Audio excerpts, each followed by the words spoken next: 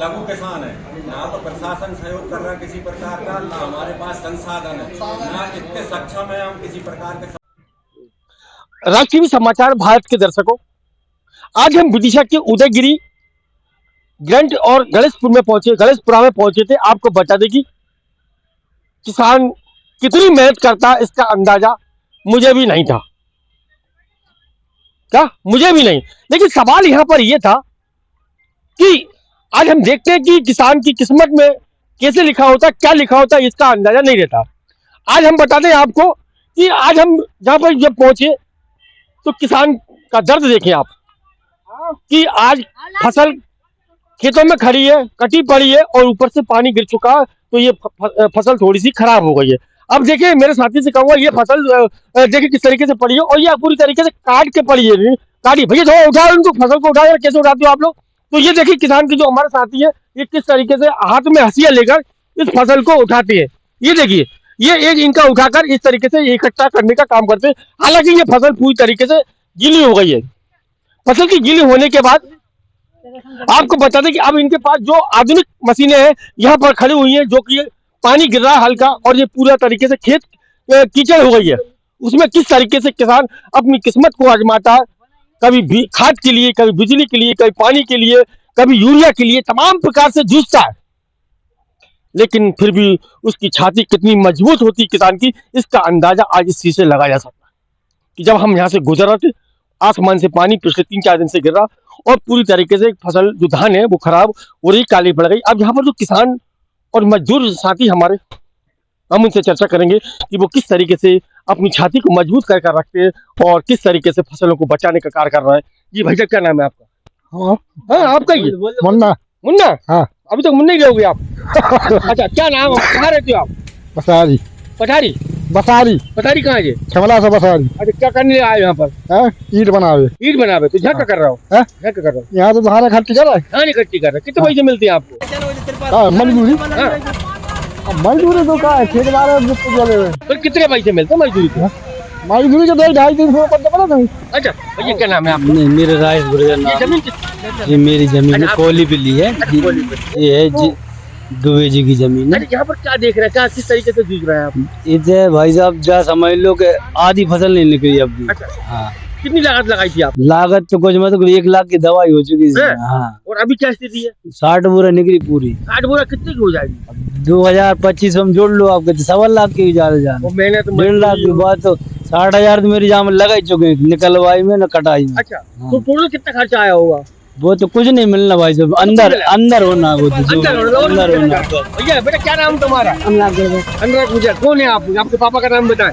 भारत गुर्जर। क्या कर रहे हो आप खेत में?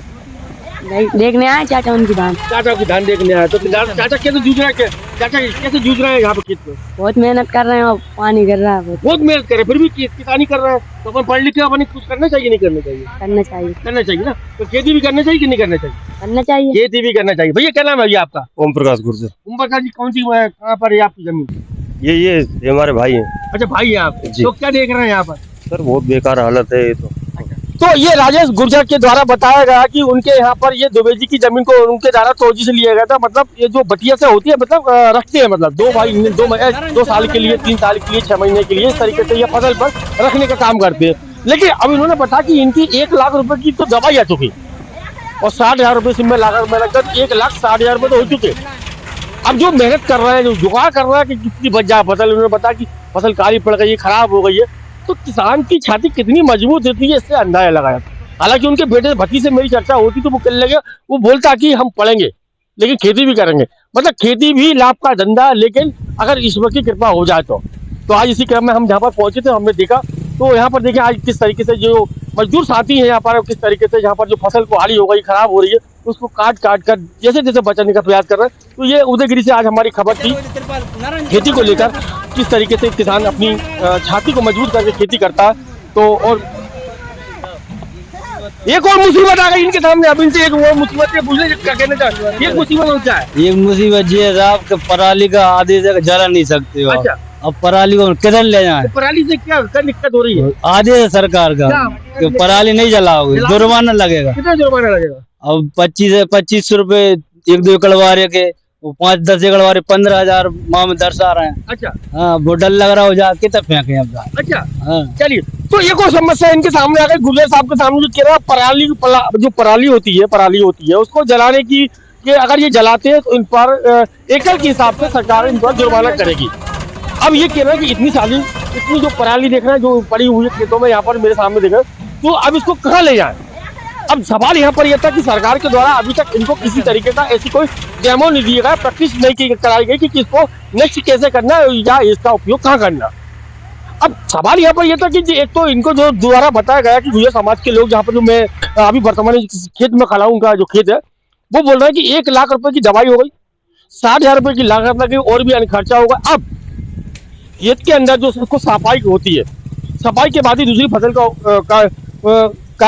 फसल को लगाने का कार्य प्रारंभ होता।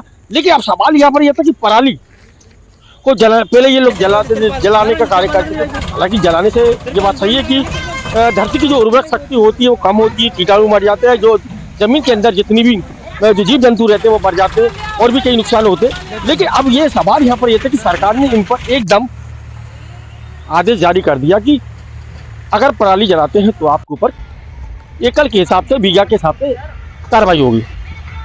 लेकिन मेरा कहने का मतलब यह है कि सरकार को कुछ भी करने से पहले प्रैक्टिकल करके बताना चाहिए कि जो पराली बची है, जो कचरा बचा हुआ, उसको हम डेमो के माध्यम से इनको बताएं, किसानों को बताएं कि इसको हम नष्ट कैसे करें या इसका उपयोग कहाँ पर करें, कैसे करें, ताकि ये बच सके। देखिए अब सवाल के साथ किसान के साथ दोहरी मार पड़ रही है, एक आसमान से और दूसरा इनका अपमान हो रहा है।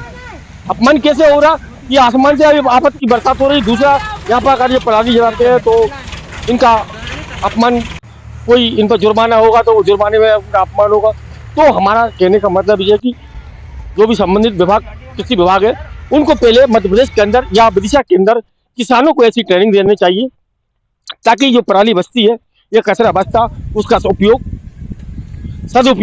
कैसे कहाँ करें, तो ये भी जरूरी है। तो ये गुजर समाज के लोग बताते हैं, इनके सामने दोहरी मार पड़ रही है, तो इनको हमें किस तरीके से संतुष्ट करना है। क्योंकि देखा जाता है कि केंद्रीय कृषि मंत्री हो या मध्य प्रदेश के मुख्यमंत्री मोहन यादव जी हो, चाहे देश के प्रधानमंत्री मोदी जी हो, तो उनका कहना है कि खेती करें, सेल्फ डिपेंड बने।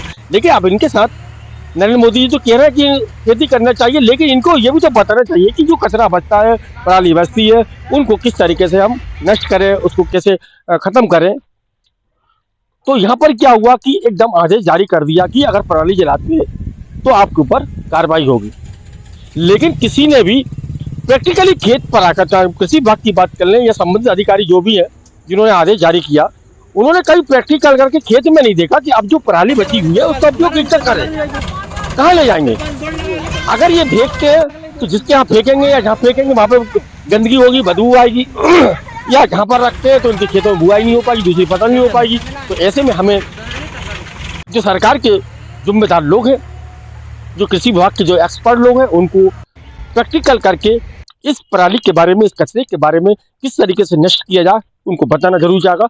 और किसानों की हर संभव मदद के लिए खाद, पानी, बिजली और जो दवाई है उसको समय पर सरकार को उपलब्ध कराना चाहिए। क्योंकि किसान जैसे तैसे जुगाड़ तुगाड़ करके कर्जा लेकर अपनी फसल को तैयार करता है, जमीन को किराए से लेता है या जमीन को तौजी पर रखता है या जो भी करता हो, लेकिन किसान की छाती बहुत मजबूत होती है। इसलिए खेती के लिए सरकार को तमाम प्रकार की सुविधा देना चाहिए। तो ये खबर थी हमारी आज धान को लेकर, फसल को लेकर जो किस तरीके से बर्बाद हो रही है आज, उसको लेकर। तो सरकार को ऐसे किसानों को थोड़ी सी राहत देना चाहिए ताकि किसान का एक जो हौसला है वो कम ना हो और वो अपना काम करे। तो ये थी हमारी खबर किसानों के हित में। मैं विदिशा से राज टीवी समाचार भारत के लिए कमल रेखवार। राम ढोलखेड़ी से आज हम सभी किसान एकत्रित होकर कलेक्ट्रेट में आए हैं माननीय कलेक्टर साहब को आवेदन देने के लिए। हमारी रबी की फसल जो है नजदीक आने वाली है, तो ऊपर की बारिश से इतनी खेतों में नमी है कि उसके कारण मतलब अभी हम ट्रैक्टर उसमें चला नहीं सकते, कोई भी सुपर सीडर से उसमें बोनी हो नहीं रही है।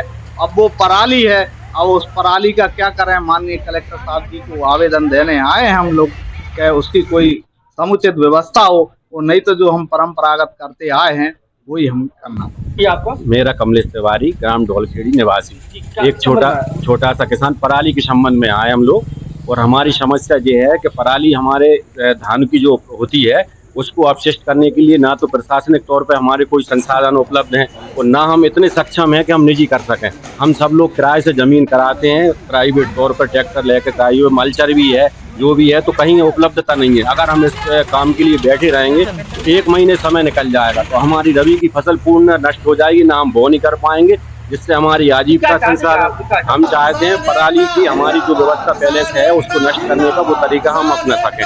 हमें प्रशासन ऐसा सहयोग की अपेक्षा है। समस्या खड़ी हो गई तो पराली को लेकर, इसलिए अपन किस तरीके से उसकी वो करेंगे सर मदद? अभी आज किसान आए थे पराली के प्रबंधन पराली प्रबंधन के लिए।